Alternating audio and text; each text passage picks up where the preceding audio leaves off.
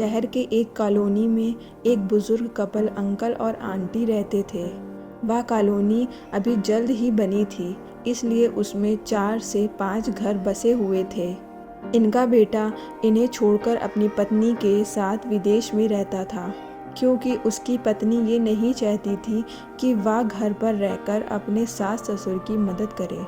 ये बुजुर्ग अंकल और आंटी जिस कॉलोनी में रहते थे, उन्हें हमेशा ये डर लगा रहता था कि कहीं कोई घटना न हो जाए, इसलिए वे ज़्यादा घर से बाहर नहीं निकलते थे।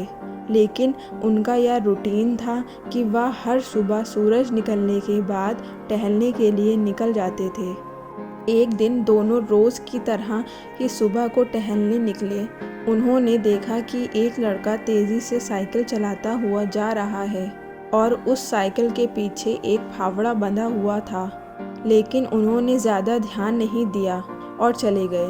दूसरे दिन उसी समय फिर से वह लड़का दिखा और उसी तरह तेज़ी से साइकिल चलाता जा रहा था। इसी तरह तीसरे और चौथे दिन भी वह लड़का दिखा। 5वें दिन आंटी जी ने अंकल जी से पूछा कि ये लड़का हर रोज़ सुबह इसी समय तेज़ी से साइकिल चलाते हुए जाता है। मुझे लगता है कि कुछ गड़बड़ है। कहीं ये लड़का कोई गलत काम करने तो नहीं जा रहा है? लेकिन अंकल जी ने मना कर दिया कि जा रहा होगा कहीं, हमसे क्या। परंतु आंटी जी बोली, हमको देखना चाहिए कि हमारी कॉलोनी में कोई गड़बड़ तो नहीं। अंकल जी बोले, ठीक है, अगले दिन इस समय लड़के का पीछा करेंगे और देखेंगे कि ये जा कहाँ रहा है। अगले दिन सुबह को फिर वो लड़का तेज़ी से साइकिल चलाता निकला। उनके पीछे अंकल और आंटी भी गए। उन्होंने देखा कि थोड़ी दूर जाने के बाद वह लड़के ने एक पेड़ के पास साइकिल खड़ी कर दी। उसी पेड़ के पास थोड़ी सी खाली ज़मीन पड़ी थी और उसे वो खोदने लगा। अंकल और आंटी जी कुछ देर तक देखते रहे कि ये लड़का क्या कर रहा है, लेकिन लड़का ज़मीन खोदे जा रहा था। कुछ देर बाद उन्होंने लड़के से पूछा कि आप ये ज़मीन क्यों खोद रहे हो? लड़के ने मुस्कुराते हुए कहा कि अंकल जी, मैं आप दोनों को रोज़ देखता हूँ, लेकिन आपको मुझसे डरने की ज़रूरत नहीं, और यहाँ ज़मीन इसलिए खोद रहा हूँ कि मेरी नई नौकरी लगी है। अंकल ने पूछा, कहाँ नौकरी लगी है?